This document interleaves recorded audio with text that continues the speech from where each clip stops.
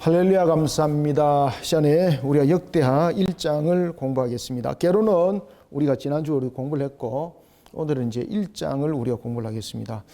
자, 여러분, 역대하 1장은 우리가 이제 그 에스라가 성경을 기록한 것으로 보고 우리가 역대상과 함께 이어서 봅니다. 그 에스라의 장점이라고 말할 수 있는 것은 굉장히 내용들이 일목요연해요. 누구든지 다 일목요연한데 특히 이제 에스라는 하나님의 나라 관점 속에서 하나님의 언약을 굉장히 일목요연하게 이것을 전개해 나갑니다. 그래서 사건별로 이렇게 비추기보다는 언약의 성취적 측면에서 그 내용들을 전개해 나갑니다. 그 중에서 역대하 1장이 이제 뚜껑을 여는데 사무엘서는 이 사무엘에 대해서 그 하나의 역대상에서는 하나 이제 다윗이 이제 왕위가 이제 올려지면서 그 내용들이 전개되어지고 이제 역대하에서는 그 왕위가 계승이 되는 장면입니다. 우리가 이제 이스라엘 역사에 보면은 초대 왕이었던 초대 왕이었던 사울이 1050년에 왕이 될 때에 이때는 사울이 하나님 보시기에 좋았더라. 이 모든 공통점이거든요. 하나님 보시기에 좋았더라. 하나님 보시기에. 그다음에 이제 그 다윗이 이제 왕으로 세워질 때 이때도 이 똑같습니다. 하나님 보시기에 좋았더라. 이때가 이제 BC 1010년이죠, 그죠? 1010년. 그리고 오늘 이제 본문에 등장하는 솔로몬이 그 왕으로 될 때가 970년이죠. 이때도 똑같습니다. 하나님 보시기 좋더라. 다윗에게는 여러 아들들이 있었습니다. 여러 아들들 가운데서 하나님께서 왜 솔로몬을 세웠는가라는 것입니다. 신앙을 보고 세우는 겁니다. 그래서 솔로몬의 신앙이 초기 신앙과 그다음에 그 뒤에 이후의 신앙이 이제 문제가 됩니다. 초기의 신앙은요, 진짜로 하나님이 그걸 적극적으로 후원할 정도로 그의 신앙이 남달랐습니다. 왜 그런가 하면은 지난주에도 이제 말씀드렸던 것처럼 솔로몬의 성장 과정 속에서 다윗과의 유사한 부분들이 있죠. 솔로몬과 다윗 속에서 함께 연결고리를 카테고리를 형성했던 선지자가 누굽니까? 나단이죠. 나단 선지자. 나단 선지자의 역할이 굉장히 중요합니다. 그래서 우리는 자신의 평생에 누구를 만나는가라는 것은 참 중요하다. 그죠? 솔로몬도 그렇고 다윗도 그렇고 이런 부분이 굉장히 중요하다. 그리고 이제 신앙의 그 모습 속에서 세워진 거 굉장히 중요하다. 왜냐하면은 신앙의 모습으로 세워졌을 때는 후원자가 누가 된다는 겁니까? 오늘 보면 그 이야기를 합니다. 우리가 신앙으로 세워지게 되면은 우리의 후원자가 누가 후원자가 되는가 하면은 하나님이 후원자가 됩니다. 하나님이 후원자가 되어서 그의 모든 부분에 대한 하나의 연결고리를 하나님께서 친히 모든 것을 이끌어가는 것을 우리가 볼 수가 있습니다. 자, 그것이 역대하 1장에서 그대로 비춰나가는 것을 봅니다. 그리고 이제 여러분들이 이제 또 잘 아셔야 될 것은 하나님께서 솔로몬에게 특히 이제 지혜와 그리고 무엇을 구했습니까? 구했는데 지혜와 지식이 신앙 속에서 있는 거죠. 하나님의 나라를 견고하게 세워나가는 측면에서의 그는 지혜와 지식을 구했는데 이 지혜와 지식이 어떤 내용을 담고 있는가 하면은 그가 왕으로서의 군림하는 것이 아니라 하나님의 나라입니다. 하나님의 나라를 다스려가는 측면에서의 이 내용들이죠. 그러니까 결국은 신앙이죠. 그죠? 그러니까 하나님께서 또 후원하는 거예요. 이런 부분에 대해서 하나님께서 솔로몬을 후원을 해서 솔로몬에게 무엇을 줍니까? 지혜와 지식. 그 다음에 무엇을 줍니까? 그에게 필요한 모든 것을 다 줍니다. 부와 명예, 부, 재물, 영광 이런 부분들을 함께 줍니다. 부와 재물과 영광. 여기서 하나님께서 보너스로 부와 그 다음에 재물과 그리고 영광을 주는 것을 우리가 볼 수가 있습니다. 자, 그러면은 여기서 나중에 이제 본문에서 이제 그 이야기를 하겠습니다. 여기서 보면은 하나님께서 한 가지를 주지 않은 것이 있습니다. 그게 무엇이겠습니까? 그게 바로 장수입니다. 11절에 보면은 하나님이 솔로몬에게 이렇게 말합니다. 이런 마음이 네게 있어서 부나 재물이나 영광이나 원수의 생명 멸하기를 구하지 아니하면 장수도 구하지 아니하고 라고 말하면서 12절에서 보면은 장수에 대한 것은 하나님께서 그에게 허락지 않습니다. 그죠? 허락지 않는 것이 아니라 이 축복을 하는 부분에서 뺐습니다. 그러면 왜 뺐을까? 이것은 본문 안에서 보겠습니다. 아주 간단합니다. 자, 이런 부분 우리가 하나님의 제단을 향하여서 나가는 자, 그러니까 하나님의 신앙 가운데 세워진 자, 하나님이 그를 후원한다라는 것을 우리가 볼 수가 있습니다. 하나님은 이 속에서 만물을 주관하시는 분이고 그리고 화복을 주관하시는 분이고 모든 은혜의 근원이 하나님께로부터라는 것을 우리가 본문이 이 내용을 증거하고 있습니다. 자, 그러면 우리가 텍스트 1절부터 텍스트를 보면서 내용을 전개하겠습니다.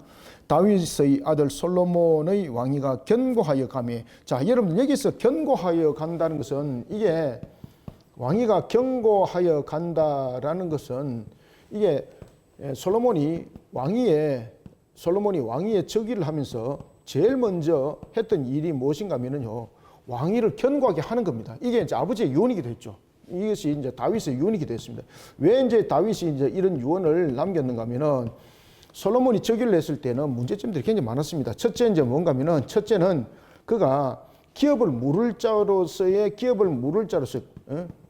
다시 말하면은 기업을 물을 자는 왕위를 계승하는 것도 장남이 계승을 하지 않습니까? 그죠?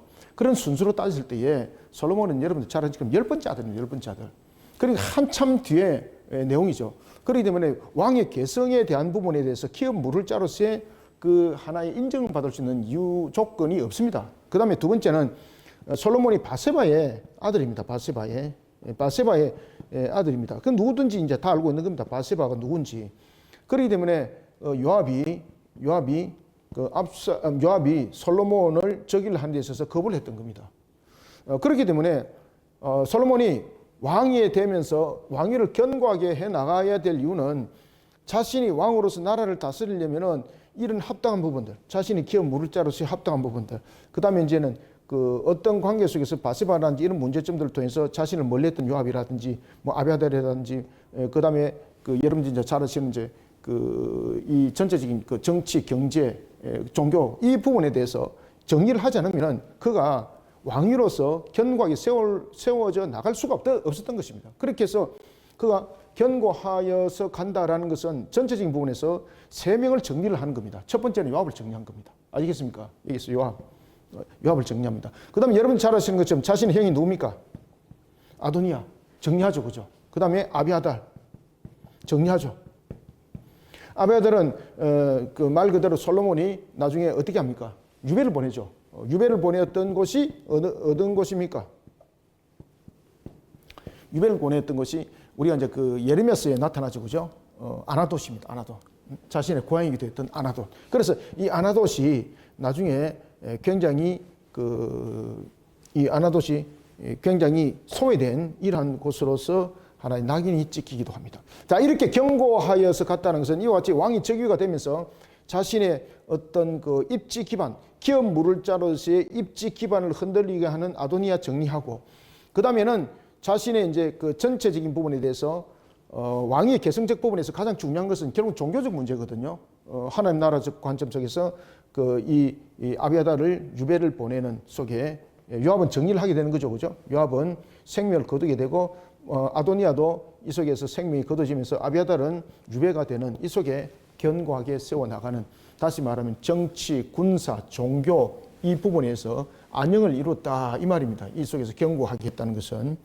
그래서 이 속에서 견고하게 했다는 것은 이런 부분들이 왕권 강화를 위해서 아버지의 그런 유언들이 계속해서 이어갔다는 것이죠. 다윗의 아들 솔로몬의 왕위가 견고하여 가며 그의 하나님 여호와께서 그와 함께 하사 심히 창대하게 하시니라. 이제 이게 이제 무슨 이야기인가 하면은 그의 하나님 여호와께서 그와 함께 하사, 여러분들 그와 함께 한다는 것이 여기서 후원자입니다. 후원자. 함께 하사. 함께 하사. 이거 후원자입니다. 후원자. 그러면 하나님께서 무슨 이유 때문에 그의 후원자가 됐는가라는 것입니다. 그죠? 신앙입니다. 신앙입니다. 그래서 솔로몬의 초기 신앙은 누구의 영향을 받습니까? 나단입니다. 나단. 다윗도 마찬가지로 나단의 그 영향을 받았죠. 그죠? 똑같습니다. 그래서 여러분들도 신앙의 영향을 받는, 그리고 또한 신앙의 바른 척도 속에서 나가는 것이 여러분들이 억만금을 가지고 예배한 것보다도 더 중요한 내용이 이 속에서 효력을 발하게 되는 겁니다. 오늘 그 본문입니다. 그의 하나님 여호와께서 그와 함께 하사 심히 창대하게 하시니라. 아시겠습니까? 그죠? 자신이 창대하게 된 이유가 결국은 그 왕위를 견고하게 했던 것이 이 세 명을 제거를 함으로써 자신이 심히 창대한 것이 아닙니다. 왕위를 견고하게 하는 것도 하나님께서 그의 신앙을 바라보시고 후원자가 되어주심으로써 그것을 정리할 수 있었던 것이죠. 그죠? 그리고 또 하나는 그가 이 세 명을 정리하였을지라도 여러분들 보시면은 그가 창대하게 할 수 있는 것들은 그의 어떤 그 조직 구조적 측면, 그의 어떤 능력 속에서 나타날 수 있는 거 아무것도 없습니다. 아무것도 없습니다. 솔로몬이 여러분들 무슨 처음부터 탁월하 이런 게 아닙니다. 결국은 솔로몬의 지식과 지혜가 전부 다 하나님으로부터 주어진 것을 통해서 그게 이제 전체적인 이스라엘을 통치권 속의 효력으로 나타났지 처음부터 이 지식과 지혜가 나타난 것 아닙니다, 이게. 그렇기 때문에 솔로몬의 처음의 출발은요, 아주 겸손했습니다, 여러분들요. 솔로몬 출발은. 그냥 하나님 앞에 납작 엎드립니다. 납작 엎드립니다. 왜 그런가 하면은, 그 솔로몬이 비록 이제 왕이 됐지만 자신의 형들 여전히 존재하고 있었거든요. 그러면 그 형들이 반란을 일으키면 끝나는 거잖아요. 그죠? 그래서 하나님께서 그 형들까지 전부 다 묶고 올리는 거예요. 아무도 그 속에서 반란 세력에 임하지 못하도록. 그래서 이 속에서 이것이 함께 하사라는 것이 굉장히 중요한 핵심 포인트입니다. 함께 할 수 있는 이유가 무엇이었을까요? 그렇죠. 그의 신앙입니다. 신앙. 초기의 솔로몬의 신앙입니다. 그래서 하나님께서 초기에 솔로몬의 신앙에 대해서는 적극적인 후원자 됩니다. 여러분들에게도 하나님이 적극적인 후원자 되시길 바랍니다. 예, 막 쓸데없는 후원자 갖다 땡기지 말고 하나님이 적극적 후원자 되셔야 됩니다. 하나님. 그러면은 창대하게 될 줄 믿으시기 바랍니다. 그래요. 이 반응이 무슨 이 사람이 열심히 지금까지 이야기를 하고 있는데 반응이 없고. 네. 그래서 함께 하사 심히 창대하게 하시니라. 알겠죠? 그죠? 하나님이 후원자가 되어 주심에 창대하게 되었다 이 말입니다. 핵심, 이게 1장의 핵심 포인트예요, 이거. 그래서 여러분들 보시면은 이 역대하 1장 같은 경우는 안에 연역적인 내용들이 아니죠, 그죠? 하나의 측면에서는 또한 귀납적 방법이기도 하죠. 1절이 탁 던지고 탁 내려가잖아, 그죠? 그래서 어떻게 이제 창대할까 보라는 거죠. 그래서 이제 귀납적 요소를 가지고 있죠, 1장이. 솔로몬이 온 이스라엘의 천부장들과 백부장들과 재판관들과 온 이스라엘의 방백들과 족장들에게 명령하여, 보십시오. 이게 조직이 정리가 되니까 천부장, 백부장 그리고 이런 방백들이 말을 듣습니다. 만약에 이 압살롬이라든지 이런 문제점들이, 그 다음에 압살롬과 아도니아, 아비아달 이 문제 정리 안 됐으면요, 천부장, 백부장, 그 다음에 족장들 솔로몬 말 안 듣습니다, 여러분. 그래서 우리가 하나님을 향한 신앙 속에서 이렇게 모든 것을 세워나간 솔로몬이 우리의 하나의 모범적인 사례이기도 합니다. 그것도 초기 역사입니다. 그런데 이제 뒤에 보세요. 이제 문제가 생깁니다. 3절에 보면은 솔로몬이 온 회중과 함께 기본 산당으로 갔으니, 자, 여기에 이제 문제가 되는 겁니다. 자, 기본 산당으로 갔다는 거죠. 이 기본 산당은 그 속에 회막이, 성막이 있는 곳이거든요. 언약궤는 예루살렘으로 이동은 했지만은, 여전히 그 기본적인 기본 산당에는 보면은 여러분들 잘 아시는 것처럼 벌살렛과 오홀리압이 만들었던 그 성막, 그 다음에 그 기구들이 거기에 여전히 있습니다. 그런데 여기에서 이제 우리가 이제 그 포인트를 하나 딱 던져주는 것이 있습니다. 지금 여기서 에스라가 무슨 포인트를 던져주고 있는가 하면 기본인데, 기본 산당이에요, 기본 산당. 이게 이스라엘의 이것이 하나의 맹점이 되었던 것이고, 이것이 솔로몬의 맹점이 되기도 했습니다. 이게 산당입니다, 산당. 자, 기본은 여러분들이 잘 아시는 것처럼 이 속에 벌살렛과 오홀리압이 성막을 지었던 것이 그대로 그 속에 있었거든요.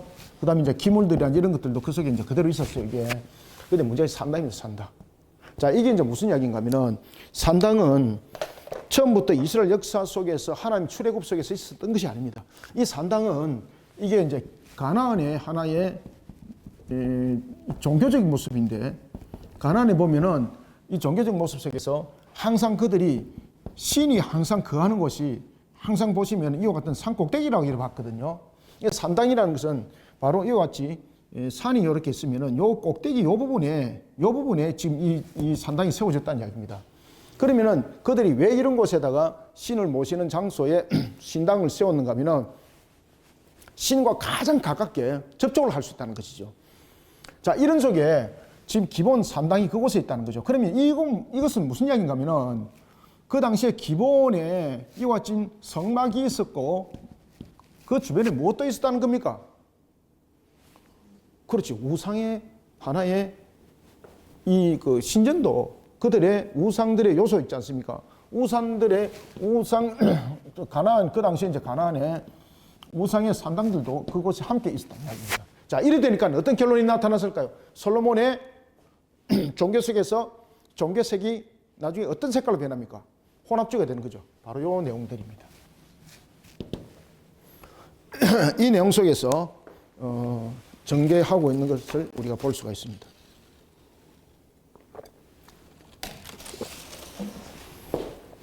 그래서 솔로몬이 나중에 이제 성전을 지으면서 왜 이제 그 왕궁을 세우잖아요. 왕궁을 세우면서 애굽에서 데려온 애굽의 여인을 가장 사랑했다 그러잖아요. 아내 가운데서. 그러면서 그를 위해서 하나의 신당을 지어준데 그것이 말곰이라고 하죠. 그죠? 그 우상의 신전을 세웠습니다. 그 개념이 어디에 있었을까요? 바로 기본 산당입니다. 기본 산당. 그러니까 솔로몬의 맹점이 되었는데 그것이 뭔가 하면은 혼합적 종교적 부분들입니다. 그래서 우리가 신앙의 부분에 대해서는요, 규범을 잘 지키셔야 돼요, 여러분들요. 그래서 신앙은 뭐 보수다, 뭐 정통이다 이것이 아니고 신앙은 원리와 규칙이 굉장히 중요합니다. 그러니까 이게 이제 우리가 예배 처소를 세우면서 세상적인 물정들이 옆에 도사리고 있는 거 똑같은 것이거든요.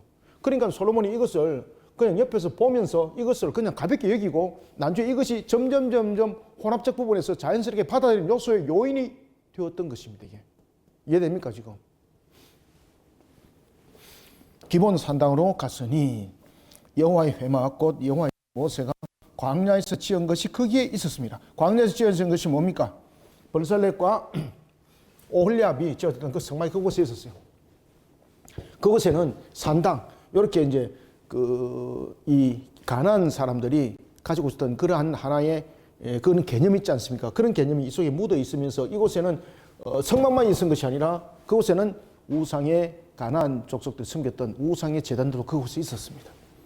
그러니까 솔로몬이 이런 부분에서 이것을 쉽게 그냥 여기고 이런 모습이 나중에 종교 혼합주의. 그러니까 나중에 성전을 짓고 난 뒤에 그 왕궁을 지으면서 자신의 아내를 위해서 밀곰이라는 그 신전을 그 옆에다가 가볍게 지은 이유가 바로 이런 내용들입니다. 여러분 아시겠습니까?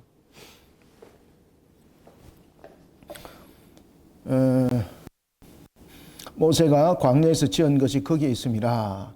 다윗이 전에 예루살렘에서 하나님의 궤를 위하여 장막을 쳐두었으므로 그 궤는 다윗이 이미 예라림에서부터 그것을 위하여 준비한 곳으로 메어 올렸고, 그러니까 지금 언약궤가 있는 것과 그 다음에 이제 성막이 있는 것이 지금 분리가 됐죠, 그죠? 그것을 나중에 이제 합친 것이 바로 성전입니다, 성전. 그래서 성전은 지음으로써 이 모든 기능까지 전부 다 함께 성전 기능 속에 흡수를 하게 되는 겁니다.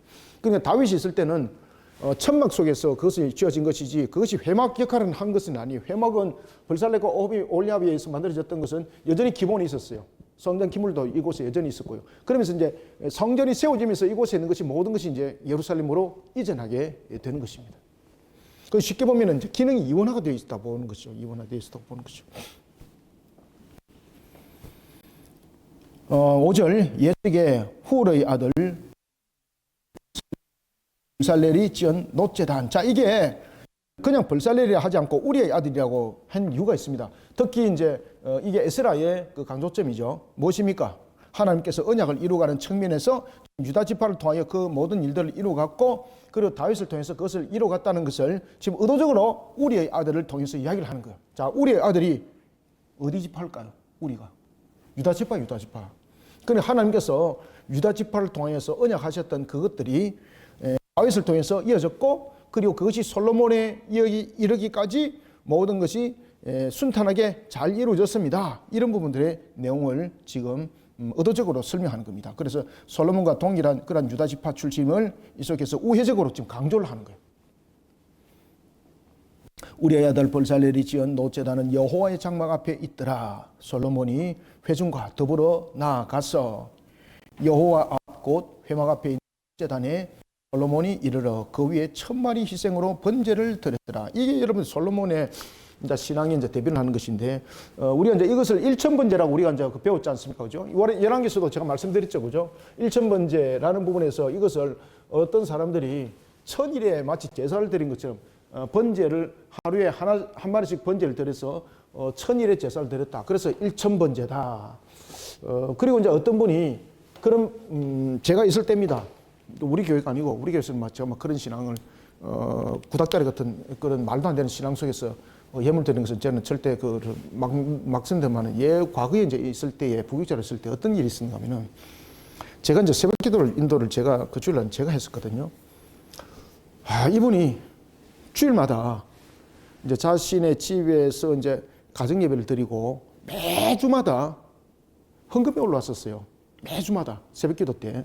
그래서 왜 헌금을 드립니까? 참 궁금하잖아요, 제가 이제. 물어봤거든요. 그러니까 1,000번째 예물입니다. 이러는 거예요. 그래서 제가 물어봤습니다. 그러면 1,000번째 예물이 무슨 뜻입니까? 그러니까 천일 있지 않습니까? 천일. 자신의 집에서 매일매일 이렇게 드리면서 이것을 일일 계산해가지고 그것을 이렇게 천일, 그것을 1,000번째라 이렇게 이제 본인도 그렇게 이제 이해했고 그렇게 배웠고 그런 이제 예물을 드리는 거죠. 그래서 제가 그런 말씀 드렸습니다. 이게 신앙으로 드려지는 것이 아니라 행위로 드려진다면은 이게 문제가 있습니다. 왜냐하면은 솔로몬이 드렸던 제사는 1,000번째가 천일에 대한 이런 제단을 쌓았던 제사가 아닙니다. 왜냐하면은 그가 하나님 앞에 온전히 드렸던 하나의 예물에 대한 모습, 신앙에 대한 모습이 1,000번째 속에 담겨 있는 것이었거든요. 그리고 특히 이제 솔로몬이 1,000번째 드렸던 것은 많은 양의 예물을 드렸던 이유인데, 예물을 드렸다는 것인데, 그가 이 많은 예물을 드렸던 이유가 하나의 정성을 쌓는 것이 아니었습니다. 근데 그분은요, 매일매일 이렇게 해가지고 정성을 마치 우리와 샤머니즘적인 요소에 비나이다 신앙 있지 않습니까? 딱 요 유형 속에서 드렸던 것이에요. 그리고 난 뒤에 이제 1,000번째, 1,000일 딱 되고 난 뒤에는 이제 예물을 안 드리더라고요. 그래서 너무나도 내가 우스워서 이게 신앙을 이렇게 드려서는 안 되겠다. 그래서 제가 한번 설교 때에 이 부분들을 가지고 설교를 한 적도 있었습니다. 직접. 자, 여러분들 솔로몬이 드렸던 이 1,000번째는 어떤 내용을 담고 있는가 하면 천일에 대해서 예물을 드렸다는 것이 아닙니다. 무슨 어떤 정성을 다해서 이런 부분들도 물론 있겠습니다만 그 속에는 앞에도 계속 말씀드렸죠. 지금 여기에서 가장 중요시 되고 있는 것이 무엇입니까? 솔로몬의 신앙입니다. 신앙. 솔로몬이 하나님께서 솔로몬에게 왜 혼자가 됐는가? 그래서 제가 앞에 이 1절을 기납법식이라고 그렇게 말씀드렸던 거예요. 하나님께서 솔로몬이 혼자가 됐잖아요. 혼자가 되면서 그가 모든 것에 대해서 심히 창대했잖아요. 그러면은 그의 신앙이 어땠는가를 귀납식으로 밑에서 설명을 하는 거예요. 자, 그래서 그의 신앙 가운데서 하나가 나온 것이 바로 1,000번째입니다. 1,000번째. 1,000번째는 이거는 번제를 드렸다는 것이거든요. 그 다음에 이 1,000이라는 것은 여러분 잘 아시는 것처럼 이게 하나님을 향하여서 온전히 드렸다는 예물이지 않습니까? 그죠? 열이라는 것은 충만한 숫자잖아요. 충만한 숫자. 자, 이스라엘 백성들이 충만이 세 개가 합쳐지면 이거 1,000이 되거든요. 1,000은 뭔가 하면은 하나님을 향한 예물이 하나님을 향한 온전한 예물이에요. 아시겠습니까? 그래서 그것이 1,000마리가 될 수도 있어요. 그런데 더 중요한 뜻은 무엇인가 하면은 하나님을 향한 온전한 신앙을 담고 있는 거예요. 누구의 예물과 같은 거예요? 아벨의 예물이에요. 아벨의 예물. 그래서 제가 우상 숭배처럼 하루하루 1,000일 계산해서 그렇게 하는 것은 그것이 신앙이었다면 받아들이지만 신앙이 아니고 그냥 숫자 계산적 측면에서 1,000일을 맞춰야 된다는 이런 그 하나의 내용을 담고 있다면 이거는 샤머니즘입니다. 이건 예물 아니다. 아시겠습니까? 그래 1,000번째도 이해를 잘 하셔야 돼요, 여러분들요. 1,000이라는 것은 이 속에 하나님이 있어요. 하나님이. 그죠? 10 곱하기 10, 3은 하나님이지 않습니까? 하늘. 그죠? 그러니까 이 예물이 하나님께 하늘에 드리는 하나님의 예물이에요. 따라서 1,000번째는 충만한 신앙을 담아서 하나님께 온전히 드렸다는 뜻이에요. 신앙을 담아서 하나님께 온전히 드렸다는. 그러니까 아벨의 예물과 똑같은 거죠. 그러니까 하나님 기뻐 받으시는 거예요. 그래 이 신앙이고 이게. 그리고 숫자적 부분에서 1,000마리가 될 수도 있어요. 그런데 이것이 1,000일이 아니에요, 여러분들요. 1,000일이 아니에요, 이거는. 번제단이 한꺼번에 드릴 수 없어가지고 번제단에 많은 예물을 드렸는데 한꺼번에 드릴 수가 없어서 이것을 이제 순차적으로 드렸는데 이것을 1,000번제를 그 당시에 제단에 1,000번제를 드렸다면은 이 당시에 제단의 크기로 봤을 때는 어느 정도 기간이 1,000마리면은 어느 정도 기간이 있었을까? 약 7일에서 한 8일 정도. 10일 이내입니다. 약 7일에서 8일 정도 기간이 걸렸을 것이다. 많게는 10일 정도 걸렸을 것이다. 이렇게 보시면 됩니다. 이 1,000일 아닙니다, 이거. 그러니까 제가 앞에서 일절이 귀납식입니다라고 이야기했던 이유가 바로 이런 겁니다. 그가 왜 심히 창대했는가? 그의 신앙을 보자는 거죠. 그러면서 이 일천번제도 이 신앙 속에서 설명하는 것이거든요. 그렇기 때문에 이 일천이라는 것은 열을 3번 곱한 것이 천이잖아요. 3번은 무엇입니까? 하나님이거든요. 그러면 열은 충만한 숫자잖아요. 그럼 하나님께 온전히 드렸다는 뜻이에요. 그러면 하나님께 온전히 드릴 때 예물이 온전한 것인가? 예물에 우리의 신앙이 신뢰져야지 온전한 것이 되는 거죠. 이해됩니까? 그런 신앙의 예물을 드렸다는 거예요. 그러니까 하나님께서 그를 심히 창대하게 했다는 것입니다. 하나님께서. 자, 여기까지 하겠습니다. 그래서 6절이 굉장히 중요하죠. 여호와 앞곧 회막 앞에 있는 놋제단에 솔로몬이 이르러 그 위에 1000마리 희생으로 번제를 드렸더라. 요 내용을 여러분들 제가 설명한 대로 잘 이렇게 간추리셔야 돼요. 이거 이건 다 써놓으세요. 이게 굉장히 중요합니다. 이 내용이. 7절 그날 밤에 하나님이 솔로몬에게 나타나 보십시오. 이게 신앙으로 이제 이 드려지는 속에서 하나님의 숫자 개념이 아니거든요. 신앙 속에서 딱 드려지니까 하나님이 나타나서 딱 이야기하잖아요. 그래서 그가 어떻게 해서 침이 창대했는가를 지금 1장은 그것을 설명해요. 귀납식으로. 7절 그날 밤에 하나님이 솔로몬에게 나타나 그에게 이르시되 내가 네게 무엇을 주랴 너는 구하라 하시니라. 이게 마치 은도끼 금도끼 사건 기억나죠? 그죠? 네가 무엇을 원하느냐 그죠? 그때 솔로몬이 무엇을 구하는가 하면요, 하나님께서 우리 아버지 다윗에게 언약하신 그 언약을 이루길 원합니다. 와, 이게 하나님을 감동시키는 거예요, 여러분들. 그러면서 지혜와 지식을 구해요.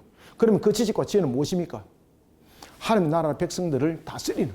그러면은 하나님께서 지식과 지혜를 주는 것은 기본적으로 무엇이 바탕이 될까요? 하나님 나라 백성들을 무엇으로 가르치는 거죠? 무엇으로 다스리는 거죠? 말씀으로입니다. 말씀으로. 아시겠습니까? 법도와 규례입니다. 그러면 백성들을 법도와 규례로 깨우치고 깨닫게 하고 이끌어가는 왕이 되었다는 이야기죠. 그런 왕이 되기를 원했다는 거죠. 그러니까 하나님이 힘이 창대하게 하는 거예요. 그러니까 하나님이 적극적 후원자가 되어주셨다는 거예요. 그래서 여러분들도 그렇게 하면 하나님 적극적 후원자가 되어주십니다. 아시겠습니까? 솔로몬이 8절 솔로몬이 하나님께 말하되 주께서 전에 큰 은혜를, 여기서 큰 은혜는 하나님께서 누가 세웠던 언약입니까? 그렇지, 다윗과 세웠던 언약입니다. 특히 이제 다윗과 세웠던 언약 가운데서 사무엘하 7장의 그 언약이 굉장히 중요한 핵심 포인트죠. 그래서 이 큰 은혜는 바로 사무엘하 7장의 그 7장의 언약입니다. 큰 은혜. 아버지 다윗과 맺었던 언약입니다.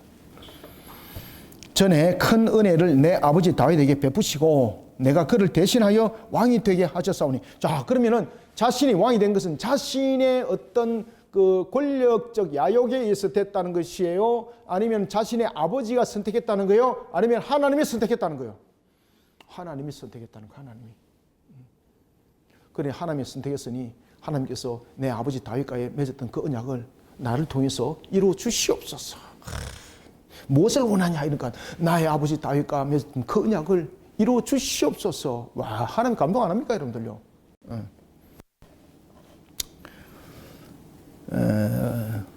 다윗에게 베푸시고 내가 그를 대신하여 왕이 되게 하셨사오니 여호와 하나님이여 원하건대 주는 내 아버지 다윗에게 허락하신 것을 이제 굳게 하옵소서. 다윗에게 허락한 하나님의 은혜, 언약이죠. 그 솔로몬은 자신에게 그 모든 부분들이 성취되기를 기도합니다. 그러면은 그 중에서 성취될 것이 가장 중요한 두 가지가 있죠. 하나는 무엇을 언약했습니까? 하나님께서 다윗을 통해서 그 후손과 그 당대와 그 후손의 왕위가 견고하게 될 것을 언약했죠. 자, 그 다음에 두 번째, 하나님께서 다윗을 통해서 무엇을 또 약속했습니까? 성전 지으려 그러니까 너는 여전히 지금 내 언약을 성취하는 측면에서 가나안에 대한 정복 전쟁이 여전히 남아 있으니 너는 그것으로 이루지 말고 내가 이루고자 하는 부분에서 언약의 성취, 기업의 회복에 대해서 너는 그것을 이루고, 그리고 네가 짓고자 하는 그 성전은 내가 너 아들을 통해서 그것을 이룰 것이다 약속했죠. 그게 그 두 언약. 그래서 아버지 다윗과에 통해서 언약했던 왕위를 견고하게 하는 것. 왕위의 견고함. 그 다음에 두 번째, 성전 짓는 것.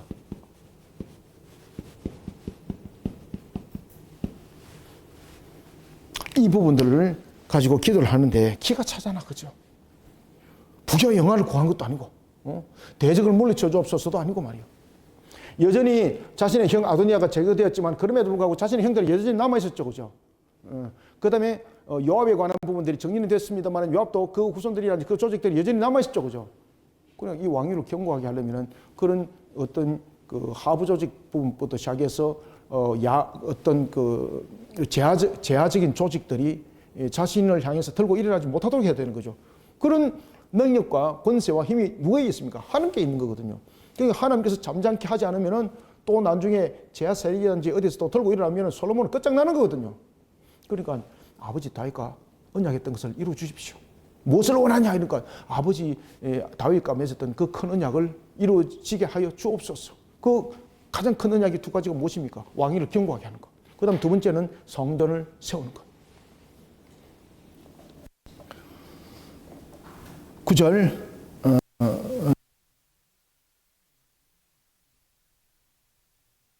없어서 주께서 나를 땅의 티끌같이 많은 백성의 왕으로 삼으셨사오니 10절 주는 이제 내게 지혜와 지식을 주사.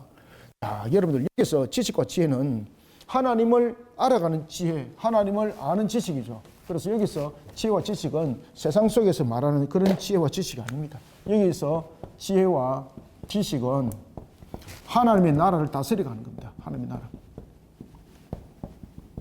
하나님의 나라를 다스리는 측면에서 말씀입니다. 말씀. 그러면 결국은 하나님의 말씀으로서 백성들을 다스리고, 그러니까 하나님의 말씀으로서 백성들로 하여금 하나님을 향한 신앙으로 온전히 세워 나가는 측면에서의 지혜와 지식이거든요. 그러니까 하나님이 얼마나 기뻐하느냐. 하나님이 얼마나 기뻐해요. 주는 이제 내게 지혜와 지식을 주사 이 백성 앞에서 출입하게 하옵소서. 하나님의 대리자로서 그 사명을 신앙적으로 감당할 수 있도록 도와주십시오, 이 말입니다. 하나님의 나라를 견고하게 세워나가는 측면에서 신앙으로 이 모든 것을 잘 이끌어갈 수 있도록 하나님 도와주십시오.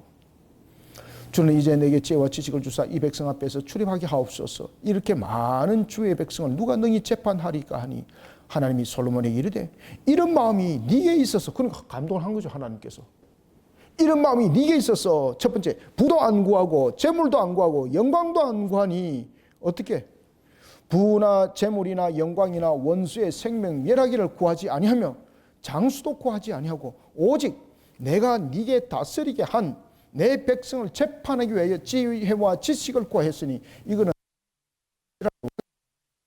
왕의 계승이 문제가 아니라 하나님께서 나를 세우심이었고, 그러면 하나님께서 나를 세웠는데 하나님의 나라라는 것이지 나의 나라가 아니잖아요. 하나님이 세운 거거든요.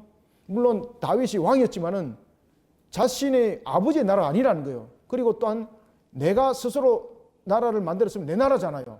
그 다음에 아버지로부터 물려받았으면 아버지의 나라잖아요. 그래서 하나님이 나에게 왕위를 세웠다는 이야기예요. 그러면 이 나라는 누구의 나라라는 이야기입니까? 그렇죠. 하나님 나라, 하나님 나라. 솔로몬이 처음에 신앙이 이랬습니다. 그래서 하나님께서 솔로몬의 그런 이 하나의 신앙의 모판들을 보는 겁니다. 그러니 앞에서도 8절도 보면은 이렇게 말하죠. 그를 대신하여 왕이 되게 하셨사오니, 누가? 하나님 나를 왕이 되게 했잖아요. 그죠? 자신의 아버지가 나를 세운 것도 아니잖아요. 그렇다고 해서 내가 권력과 내가 힘을 가지고 나라를 세운 것도 아니잖아요. 그러니까 결국은 하나님께서 지명하여서 왕이 됐으니 하나님이 나를 왕으로 세운, 그러니까 결국은 이것이 하나님의 나라라는 고백이 이 내용 속에 있는 겁니다. 그리고 하나님이 기뻐하는 거예요. 11절 하나님이 솔로몬에게 이르되 이런 마음이 네게 있어서 부나 재물이나 이나 원수의 생명 멸하기를 구하지 아니하며 장수도 구하지 아니하고 오직 내가 네게 다스리게 한, 그렇죠. 내가 네게 다스리게 한 재판하기. 그러니까 하나님께서도 말씀하잖아요. 하나님 나라라고, 하나님 나라라고. 내 백성을 재판하기 위하여 지혜와 지식을 구하였으니, 자, 솔로몬이 왕이 된 것은 자연스럽게 왕위 계승이 아니었고 하나님의 설정이 된 것입니다. 근데 이때 하나님께서 다른 복은 다 주는데 장수는 딱 빼버려요. 12절 그러므로 내가 네게, 자 보십시오, 지혜도 주고 지식도 주고. 왜? 하나님 나라로서의 지금 하나의 대리적 통치를 하려면은 하나님의 말씀에 대한 권세와 권한이 있어야 되고, 그러기 위해서는 지혜와 지식이 있어야 되거든요. 그런 측면에서 하나님께서 솔로몬에게 지혜와 지식을 줬습니다. 또 무엇을 줍니까? 부, 재물, 영광도 주는데 여기서 하나 빠졌습니다. 앞에 11절에서 말한 가운데서 하나가 빠졌는데 무엇입니까? 장수가 빠졌죠. 그러면은 이 장수의 축복이 들어가지 않은 이유는 무엇이겠습니까? 장수에 대한 축복은 나중에 보면은 우리가 열왕에서도 나타나죠. 그죠? 너의 아버지와 너의 아버지 다윗처럼 나의 법도와 규례를 지키게 되면은 너의 생명도 어떻게 하리라? 그렇죠. 장수하리라. 그래서 이 속에는 이것을 빼는 겁니다. 따라서 이 장수의 축복은 들어가지 않는 이유는 하나님의 법도와 그 규례, 그 명령을 끝까지 준행했을 때 나타나는 문제입니다. 아시겠죠? 이것은 끝까지 준행하지 않는 상태 속에서 지금 하나님께서 후원자로서 주는 축복이거든요. 그런데 장수에 대한 축복은 뭡니까? 끝까지 준행한 나타난 결론을 통해서 주어지는 축복이기 때문에 지금 이 상태 속에서 안 주는 거예요. 지금 이해됐습니까, 이거? 에? 장수에 대한 축복은 하나님의 법도와 규례를 지키면이거든요. 지키면이기 때문에 지금 그것은 시작점이잖아요. 시작점이기 때문에 장수에 대한 축복은 이미 안 줬어요. 그 다음에 두 번째는 또한 솔로몬이 초기의 신앙은 이랬지만은 나중에는 이 부분에서 객길로 간다는 걸 하나님 아시죠? 그래서 장수에 대한 축복을 안 줘요, 여러분들. 그래서 솔로몬은 60의 삶을 마감합니다. 60에. 참고하시기 바랍니다. 그래서 여러분들이 하나님의 나라와 그 영광을 위해서 힘있게 달려가고 하나님의 법도와 규례를 끝까지 지켜 준행한 자들 되시길 바랍니다. 13절 솔로몬이 기본 산당 회막 앞에서부터 예루살렘으로 돌아와서 이스라엘을 다스렸더라. 솔로몬이 병거와 마병을 모으매 병거가 1,400대요 마병이 12,000명이라 병거성에도 두고 예루살렘 왕에게도 두었으며 참 이 정도로 나라가 강성했습니다. 그러니까 병거성이라는 것은 우리로 말하면 병참부대 아시겠죠? 병참부대 전투가 일어날 것을 예상하여서 이런 군비를 축적하는 것을 우리가 병참이라고 그래요. 그런 부분도 있고 그 다음에는 또한 예루살렘에 또 두고라는 것은요 하나의 그 우리가 보면 서울에 우리 수도경비사령관 있죠, 그죠? 그것은 수도경비사령관은 이제 대부분 이제 수도권을 지키는 것이고 그 다음에 이제 그 대통령을 비롯한 중심 인물들을 보호하는 역할들을 하고 있거든요. 자, 이런 부분들도 마병들을 주었다. 그래서 병거성에도 두고 예루살렘 왕에게도 두었으며 15절 왕이 예루살렘에서 은금을 돌같이 흔하게 하고 여러분들 이 은금이라는 것은 그 당시에 이스라엘 지형에서는 생산되지 않는 겁니다. 이게 그러면은 은금이 돌처럼 흔했다는 것은 지금 은금이 어디에서 나타났다는 이야기죠. 솔로몬이 나중에 뒤에 보면은 여러분들 그 무역이 굉장히 많이 발달하죠, 그죠? 그래서 그가 해상 무역을 통해서 많은 수입을 거뒀다는 것을 지금 이 내용을 통해서 지금 이야기를 하는 거예요. 그것이 하나님께서 부에 대해서 말씀하셨죠, 그죠? 그것의 실현이에요, 실현. 은금을 돌같이 썼다. 라는 것은 하나님께서 앞에서 부와 재물에 대해서 이미 축복했죠, 그죠? 그에 대한 실현이에요. 그에 대한 실현이 무엇을 통해서 일어납니까? 솔로몬이 해상 무역을 통해서 그 많은 수입을 거두게 됩니다. 여러분들도 은금을 돌같이 흔하게 쓰시길 바랍니다. 네. 은금을 돌같이 흔하게 하고 백향목을 평지의 뽕나무같이 많게 하였더라. 그러니까 이 솔로몬의 그 왕권뿐만 아니라 그의 모든 것을 얼마큼 하나님께서 번영시키고 강성하게 했는가를 보여주고 있습니다. 16절 솔로몬의 말들은 애굽과 구에서 사들였으며 자 여기 이제 역수출이에요. 그 당시에 이제 애굽에서 길렀던 말들은요 굉장히 값비쌌어요. 그래서 여기에서 보면은 그 애굽과 구에서 사들여 수입을 해요. 수입을 해가지고 이것을 다시 재수출하는 거예요. 그래 이런 식을 통해서 부를 많이 축적을 했다는 겁니다. 그게 하나님께서 결국은 축복하셔서 일들이 일어난 것입니다. 그리고 이 부분들은 하나님께서 부와 재물을 줬다라고 말하셨죠. 그 내용의 축복의 결실에 대한 성취입니다. 이게 16절 17절 마무리합니다. 솔로몬의 말들은 애국과 구에서 사들였으니 왕의 무역상들이 때로 값을 정하여 산 것이며 애굽에서 사들인 병거는 한 대에 은 600세겔이요 말은 150세겔이라 그러니까 비싸게 아주 그 비싸게 팔았는데 사들일 때는 그래도 좀 싸게 사들이고 비싸게 팔고 그리고 특히 이제 애굽에서 이렇게 길러졌던 말들은요 뭐 때깔이 벌써 틀렸습니다. 그래서 많은 부분에 값이 매겨질 수 있었던 것이죠. 17절 마무리하겠습니다. 애굽에서 사들인 병거는 한 대에 은 600세겔이요 말은 150세겔이라. 이와 같이 헷 사람들의 모든 왕들과 아람 왕들을 위하여 그들의 손으로 되팔기도 하였더라. 중개무역했다 이 말입니다. 중개무역. 여러분들 그 당시 중개무역했습니다. 중개무역.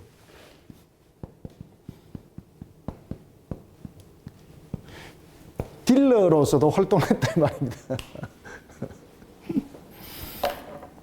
자, 그래서 우리는 하나님이 후원자가 됩니다. 하나님이 저와 여러분들의 후원자가 되시길 바랍니다. 이럴 때 우리 모습들은 정말로 빛과같이 빛납니다. 나중에. 그런데 이것이 흩어지면 안 됩니다. 솔로몬은 처음에는 하나님이 적극적인 후원자가 되어서 정말 빛과같이 빛나는데 나중에는 다 흩어져 버리잖아요. 그것이 앞에 이 말씀드렸던 기본 산당, 이게 이제 문제였습니다. 이것이 나중에 또 성전을 세우고 난 뒤에도 성전 세우고 그 옆에 말곰의 신전을 세우고 애굽연을 위해서 이런 분들이 성립이 됐던 것이 바로 솔로몬을 흔들어버리는 그런 중심점이 되었습니다. 항상 하나님을 향한 신앙으로 굳건하게 세워서 하나님이 적극적인 후원자가 되고 이것이 끊임없이 여러분들이 주님 오시는 그날까지 세워지길 바랍니다. 자, 1장 여기서 마치겠습니다. 감사합니다. 수고하셨습니다. 기도하겠습니다. 하나님 감사합니다. 주님께서 베푸시는 은혜 속에 오늘도 우리에게 귀한 말씀을 주셨습니다. 솔로몬을 통해서 하나님이 어떻게 후원자가 된지를 우리에게 1장 1절 통해서 먼저 우리에게 증거해 줬고, 그리고 하나님께서는 그 역사 속에서 어떻게 실현해 나간지를 또한 후미에서 말씀을 주었습니다. 우리가 또한 밝혀 조명하여 우리의 신앙들을 견고하게 세워나갈 것은 항상 우리가 신앙 속에 흐트러짐이 없이 언제든지 자라나 우러나 치우치 아니하는 하나님의 나라를 세워나가는 신앙에 견고하게 세워나가는 것이 얼마나 복된지를 다시 한 번 더 되새겨 봅니다. 이 신앙 흔들어지지 아니하고 끝까지 가게 하여 주옵소서. 우리에게 주어진 1월 17일 전도 대행진, 하나님께서 출정식을 허락하셨습니다. 25인의 전도자가 세워지고 그리고 또한 우리 성도들이 함께 갑니다. 이 현장 속에 하나님께서 후원자가 되어주시고 우리 모든 성도들 그리고 또한 25인에게 적극적 후원자가 되어주시옵소서. 하나님의 나라를 향해서 달려가는 이들에게 복된 소낙비를 부어 주시옵소서. 예수님의 이름으로 기도드립나이다. 아멘.